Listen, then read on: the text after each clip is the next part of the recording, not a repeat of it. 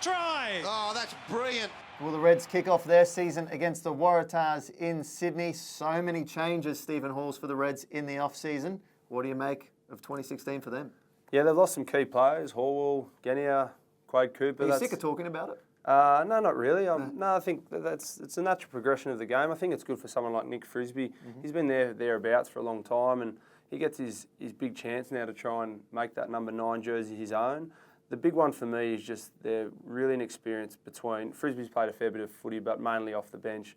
You've got 9, 10, 11, 12, are pretty inexperienced, haven't played much together. Samu Kerevi's out of position. I think it's going to be a long year for the Reds. It doesn't help the fact that Liam Gill is out for the first 4 weeks at least. They've come out and said today he's one of my favourite players. I love how he reads the game, his instincts for the game. He's tough, he's competitive, and I love his support play. So I think he's a player that they're going to, out of all the ones they've lost in the off-season, I think Gill's the biggest loss that's come out the last couple of days. Well, the team for the Reds to play the Waratahs is Nick Frisby at 9, McIntyre at 10, Edo Nabuli on the left wing, Henry Teifu at inside centre, Samu Kerevi at outside, Fairway Sortia on the right wing, and Carmichael Hunt at fullback.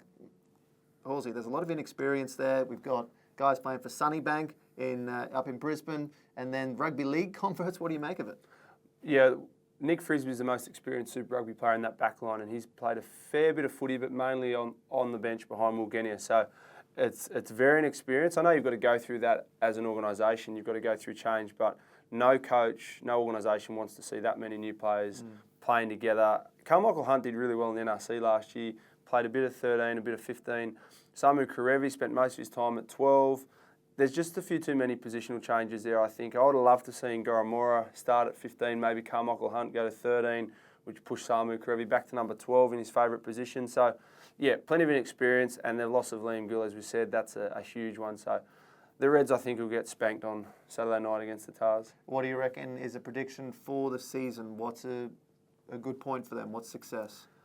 Well, they've got to win their fans back. They've got to play with a little bit more purpose and guts and all that sort of stuff they talk about. They've worked so hard in the last few years to try and get a good crowd after winning that 2011 Super Rugby title. The loss of those players we mentioned, Genia, Cooper, James Hall, James Hansen, that's a big loss. It opens up the door, but a big one for me is, we've said Gilly, but Kane Douglas, that was probably their best signing, just someone in the middle of the pack to just add some starch and aggression, and that's what Kane does so well. You saw the difference in the Waratahs last year without Kane compared to the year before. He was a massive reason why the Tars won that comp, and losing him last year, that was a huge blow to the Tars. The Wallabies, he comes back, no surprise that they improve in the Type 5 play when he's there. So Kane Douglas doing his cruciate in the World Cup final hasn't helped the Reds off-season, that's for sure. Well, their first 5 is the Waratahs away, then the Force at home, Rebels away, Blues at home, and Crusaders away. What do you make of that start if they can get off to a good start there? I mean, that would ease some of the pressure that's building up at Ballymore.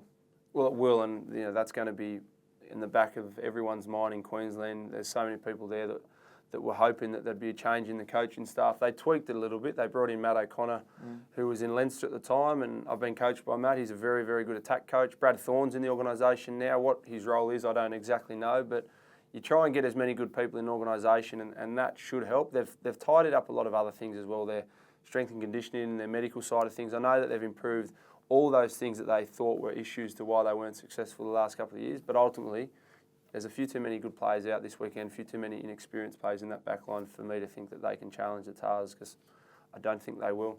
Well, we're looking forward to Saturday night and seeing the Reds in action, and I'm sure most of Japan is looking forward to seeing Ayumu Goromaru. The ninja. The ninja warrior, or just the straight up ninja? I don't know, but I'm not sure. Kung Fu Panda, we should tune into that and get a bit more info. Mate, I'd like you to get some training from Goromaru in the art of a ninja. I'd like to see it. So would I. All right, well, we're looking forward to the Reds Waratahs on Saturday and the season ahead.